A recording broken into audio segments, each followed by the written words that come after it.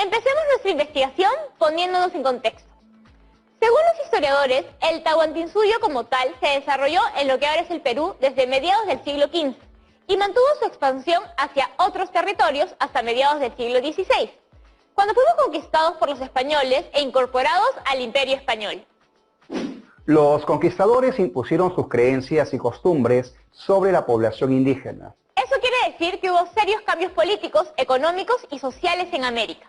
Exactamente, Yanira. Los conquistadores españoles trajeron una forma de vida totalmente nueva para la población indígena. Y entre esas ideas y costumbres se encontraban aquellas con respecto a la mujer. Si durante el Tahuantinsuyo las mujeres trabajaban junto con los hombres y desarrollaban un importante rol en la vida económica y social, con la colonización las mujeres indígenas vieron su rol seriamente modificado.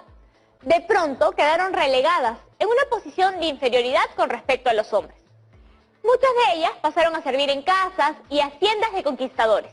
Hemos hablado de los conquistadores hombres. ¿Vinieron también mujeres españolas? ¿Cómo fueron tratadas ellas?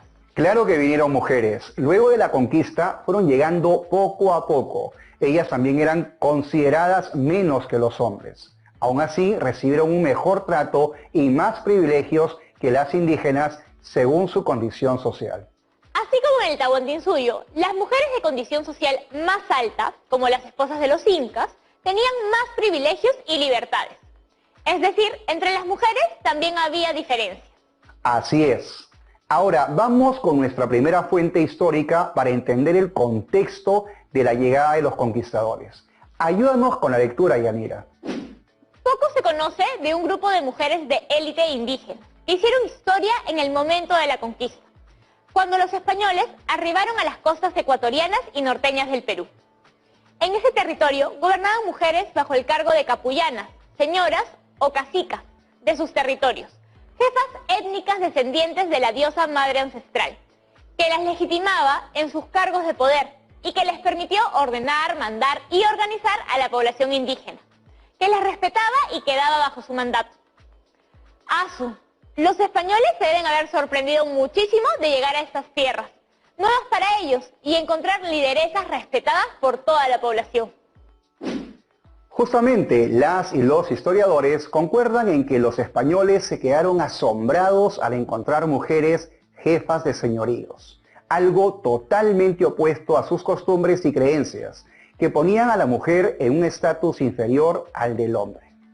¿Y qué pasó con estas mujeres jefas de los señoríos una vez que el Tahuantinsuyo fue conquistado? Les tengo otra pista para responder esa pregunta. Vamos con nuestra siguiente fuente.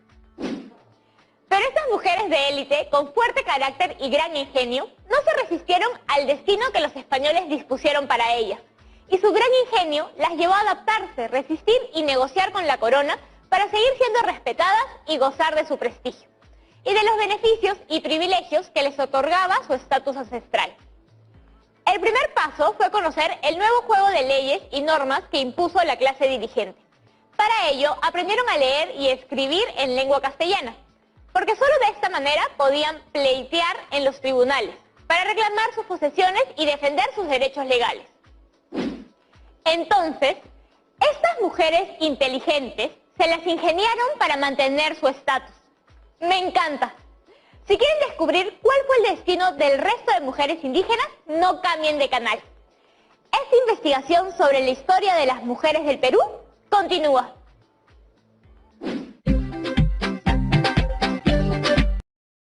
Si me cuido yo, cuido a los demás. TV Perú.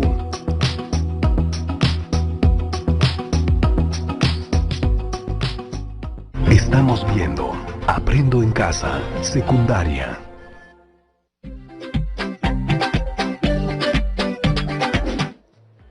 Es momento de continuar con nuestra investigación. Antes de la pausa encontramos importantes pistas que nos indicaron que las capullanas, mujeres que durante el Tahuantinsuyo eran líderes y gobernaban señoríos, pudieron negociar con la corona española para no perder su estatus. Pero, ¿qué pasó con las otras mujeres indígenas con la llegada de los conquistadores? Muchos jóvenes conquistadores se apropiaron de las mujeres indígenas y vivieron con una o más de ellas. Aunque las leyes trataron de limitar estas uniones, la sociedad las toleró. Con el paso del tiempo, estas uniones serían consensuadas. ¿Los conquistadores hicieron eso como una estrategia? Pongamos atención en esto. Tanto en la España medieval como en los tiempos incaicos, las uniones entre mujeres y hombres servían también para lograr alianzas. Por eso, en muchos casos, los indígenas aceptaron de buena gana la unión de sus familiares con los conquistadores. Entiendo. Como Atahualpa, que le entregó a su hermana a Francisco Pizarro. Lo que voy entendiendo también es que para entender un hecho histórico debemos conocer las costumbres y el pensamiento de la época, es decir, el contexto. Profesor, ¿tenemos alguna fuente histórica que nos cuente qué pasó con las mujeres que llegaron al Perú con estos conquistadores? Sí, es un pasaje de un estudio que analiza el rol de las mujeres en el virreinato del Perú. Las mujeres que emigraban a América quedaban sujetas al mismo régimen jurídico que tenían en la península, contenido en las leyes de Toro, de 1505. El derecho castellano de familia, que estuvo vigente en la América hispánica, las trató siempre como menores de edad que necesitaban protección. Dentro de la vida familiar, siendo niña o mujer soltera, quedaba bajo la autoridad y tutela del padre. Si el padre moría, quedaba bajo la tutela de su madre o parientes, o de la persona designada por el juez hasta los 12 años. Las leyes de Toro fueron un conjunto de 83 leyes promulgadas en la ciudad de Toro para poner orden legal en toda España y sus territorios conquistados en América. Esto se hizo en el año 1505 bajo el reinado de Juana I de España, la hija de los reyes católicos. ¿Una mujer promulgó unas leyes que consideraban a las mujeres inferiores que el hombre? No lo puedo creer. Por lo que veo, desde las leyes ya se le daba a la mujer una condición de inferioridad. Sí, Yanira, y estas leyes creadas en España estuvieron vigentes en los territorios conquistados en América. Analicemos estas leyes. Seguro piensan que algunas palabras están mal escritas, pero así es como se escribía en la época. Leamos y prestemos atención a las diferencias entre la condición de la mujer y la del hombre dentro del matrimonio. La mujer durante el matrimonio no pueda sin licencia de su marido repudiar ninguna herencia que le venga ex testamento ni ab intestato. Pero permitimos que pueda aceptar sin la dicha licencia cualquier herencia ex testamento e ab intestato con beneficio de inventario y no de otra manera. ¿Qué diferencias identificaron dentro del matrimonio entre la mujer y el hombre? Lo que entiendo es que la mujer dependía del hombre para todo, hasta para aceptar o rechazar una herencia. ¿Y eso les recuerda algo? Me parece muy similar a la situación de las mujeres en la Edad Media. Recuerdo las 7 partidas de Alfonso X, el Sabio, les imponían muchas prohibiciones. En ninguno de esos dos contextos históricos la mujer podía tomar decisiones libremente, dependía siempre de su esposo. Chicas y chicos, ¿estas situaciones aún continúan? Actualmente, ¿cómo se toman las decisiones en el matrimonio? Es importante que reflexionen en torno a estas preguntas porque les será útil para responder a nuestro reto de estas 2 semanas.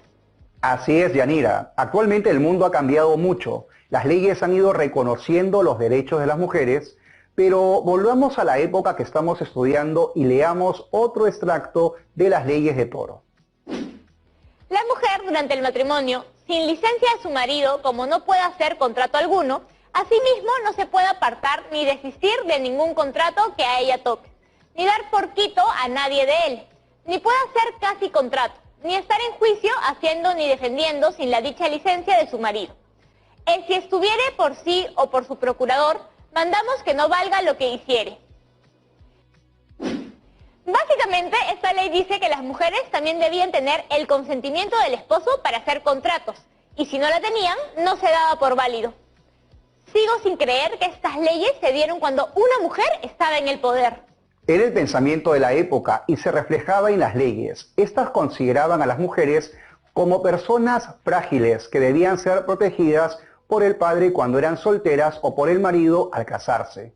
Ahora, quiero que veamos cómo era la vida pública de las mujeres en la colonia. Vamos con la siguiente pista. La mujer no podía, ni en su mayoría de edad, desempeñar puestos públicos alguno, ni ejercer funciones judiciales, excepto en casos autorizados por la corona, tal como encomiendas o cacicazgos. Se considera a la mujer tan poco responsable que no podía ser testigo en testamento, ni ser fiadora, y tampoco podía ser encarcelada por deudas. ¿Qué era una encomienda, profesor?